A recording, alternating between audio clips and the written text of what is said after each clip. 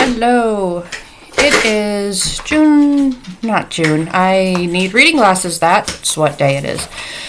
It's January 4th, 8:23 p.m. It's Poobah's birthday, everybody. 7 years old today. It is also time for another Paul update.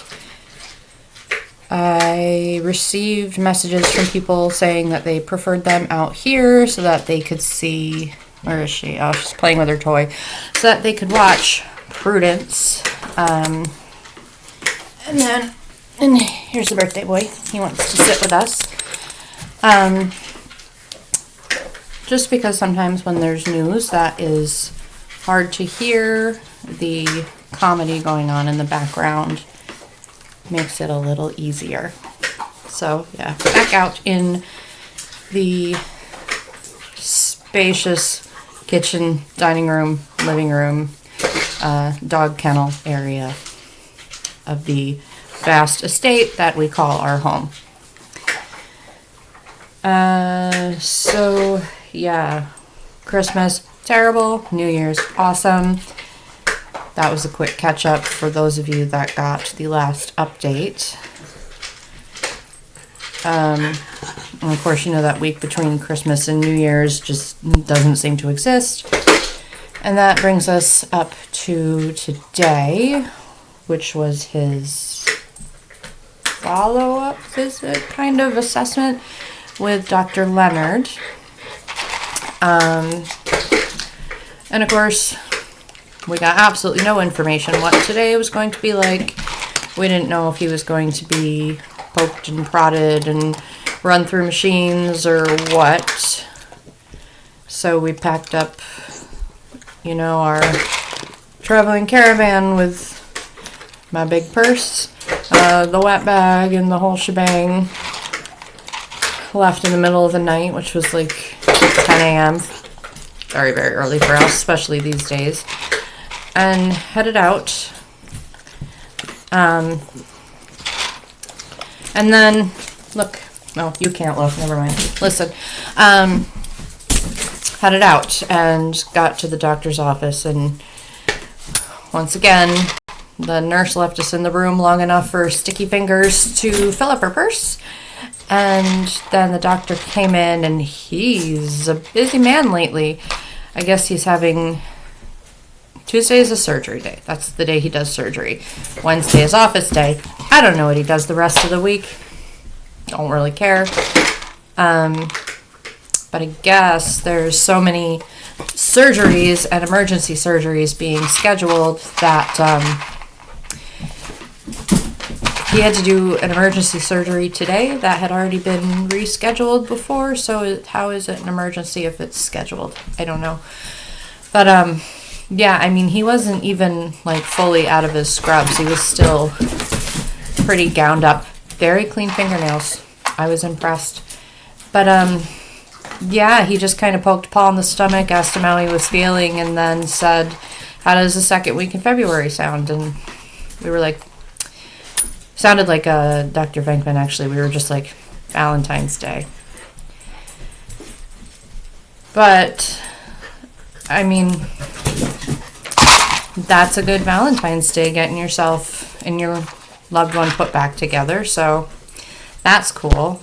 Paul was a little disappointed because he wanted it earlier. But then I reminded him if it was earlier, it would be on my birthday. And romantic as it is, sitting in surgical recovery, being worried about your loved one, I feel like there's better ways that we could spend that day. So yeah, Valentine's Day makes perfect sense because he had his first surgery on Halloween. Why not end it on Valentine's Day? But there's some things that we all need to know first. First, he needs to have another contrast CT scan just to make sure that he's healed and fit for surgery. And the contrast CT scan, that's the Lightsaber enema where they light up your colon and bowels like a rave. in the forest and just make sure that everything's working and that there's no leaks or anything. So I have to do that. Wait, I don't have to do it. I just have to drive him. Prudence. So yeah, I don't have to do anything. I just have to drive him. But it's not very comfortable. It's, like drinking a lot of liquid, but the opposite way.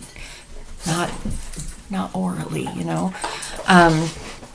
So he has to do that first. And then if everything's okay, which it should be, I mean, he feels fine. He's not in any pain right now, knock on wood. Throw it that way. Then he's scheduled for surgery. And a couple things can happen with the surgery. One, it can go great. Nothing's wrong. He wakes up the next day. Colon's put back together. Mostly, except for the few inches that they had to remove.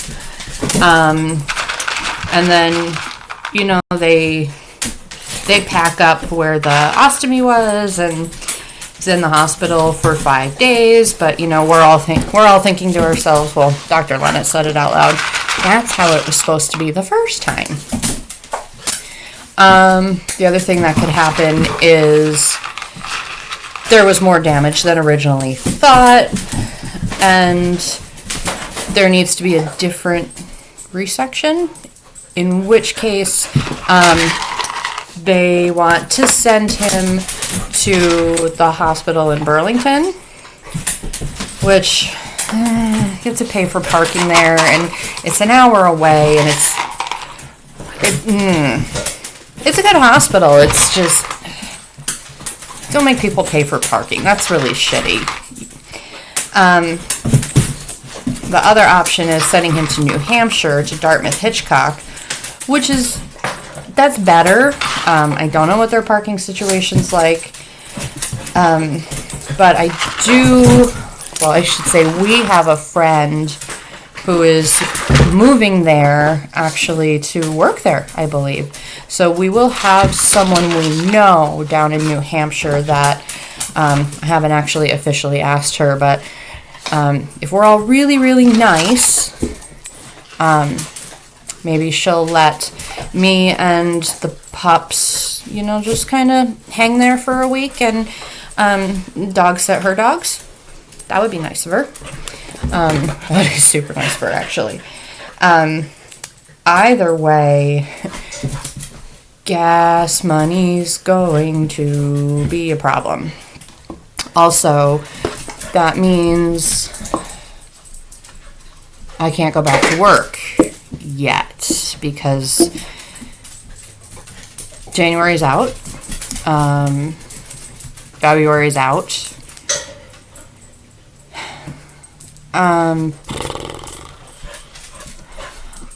I have been looking for remote work a lot. And I really am. It's not like when you file for unemployment and you do the fake work search. I really, really am. But they're really looking for like CEOs and people with educations, and not a lot of remote work for people like me who are really street smart but not really book smart.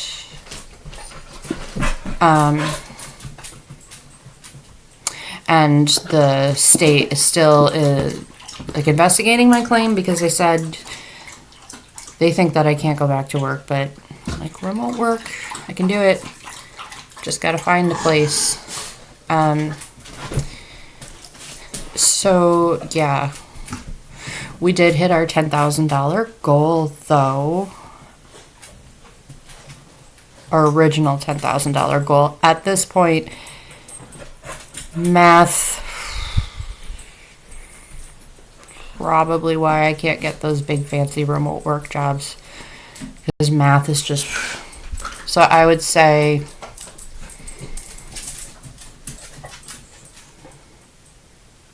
yeah, we were way off, but if we keep pushing, keep sharing, Keep getting the word out there. I finally got it out there on Reddit. If we know any small business owners that would be willing to print and hang a flyer, that would be cool. Any punks out there that are still into like stapling, guys, it's one single piece of kibble. You're fine. Stapling, that would be cool, because I think with GoFundMe you can print flyers. Haven't really owned a working printer in years because I just print stuff out at work. I wonder if I can big purse a printer. No, I can't do that. That purse would be ridiculously sized and it would be kind of, obvious. But yeah, we're open for visitors now. We've had quite a few in the past week. Prudence is getting pretty good with them. So yeah. Trying not to sound bleak and sad, but this just seems never ending. On a positive note, though, I do have another unboxing video so that you can see where your contributions are going.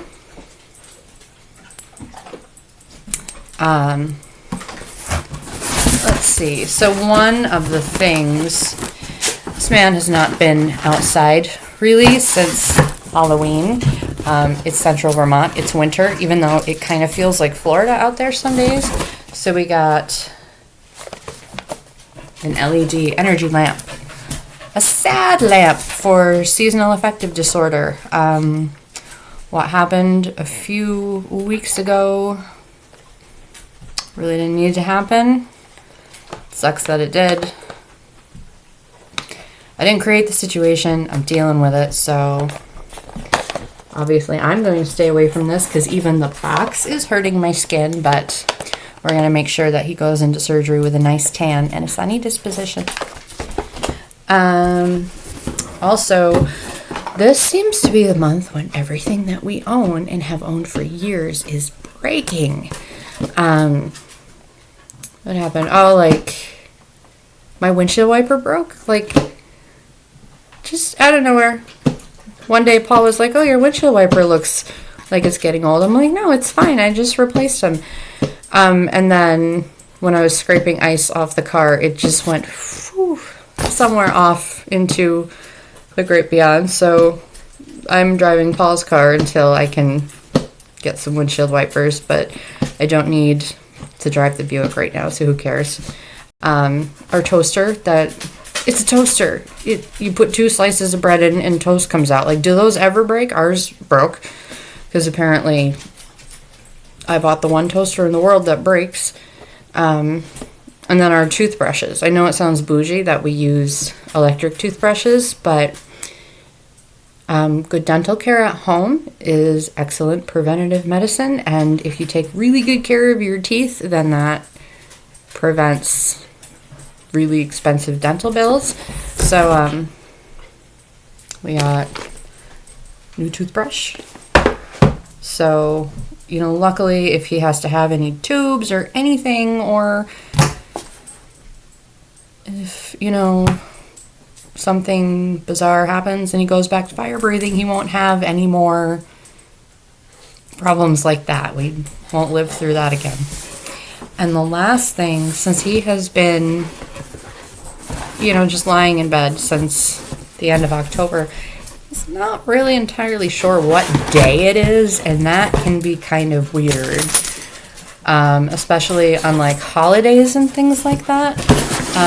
Holidays, appointments, things like that. So I got him a wall calendar. This is one of his favorites, Effin' Birds.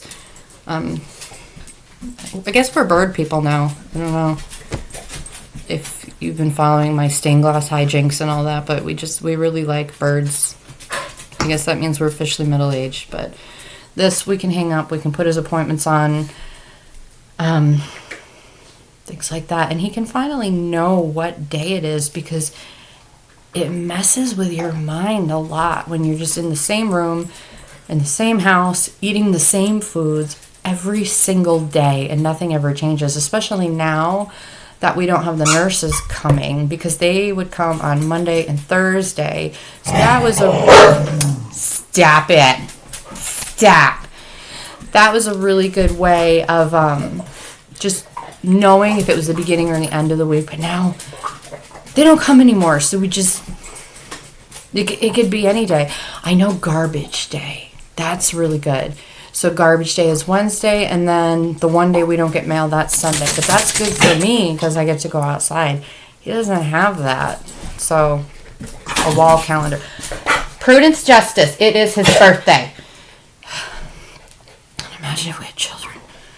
So thank you to you guys for all of your help and your donations. I mean, because it's at this point where, you know, a lot of the funding is both helping keep the lights on, paying for his prescriptions, and co-pays, because it's now the beginning of the month. So I tried to explain American health insurance to my friend Louise, who lives in Britain.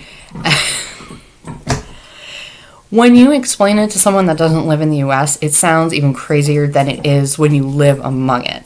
So trying to explain co-pays, why we have them, how they work, and why at the beginning of the year we have to pay for things. It's insane. So it's now that it's after January 1st, we have co-pays again, which we had completely forgotten about till we went to this appointment today. And she was like, "You have a co-pay?" And I was like, "The hell we do." Yeah, we've got co-pays again. Fuck. Sorry. And so prescriptions, co-pays, prescription co-pays, medical co-pays. Now that it's the beginning of the year, everything we own is breaking. We also have, it's Poobah's birthday, which means that his yearly is due by the end of the month.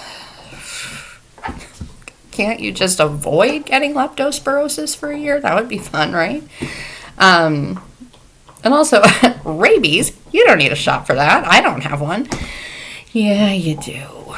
We want him to live to 8. So,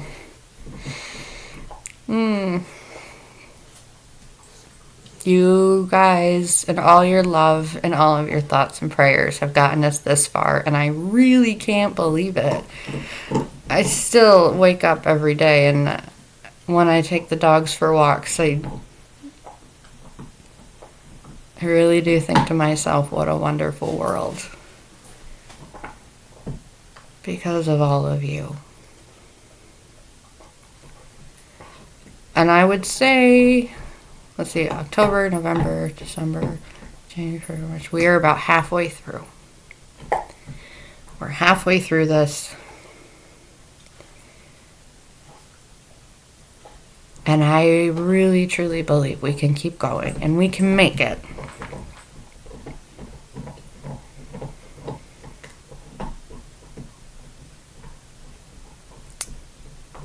We just gotta keep sharing. Share the link, share the love, and we'll make it. Thank you all. You're all angels. Namaste.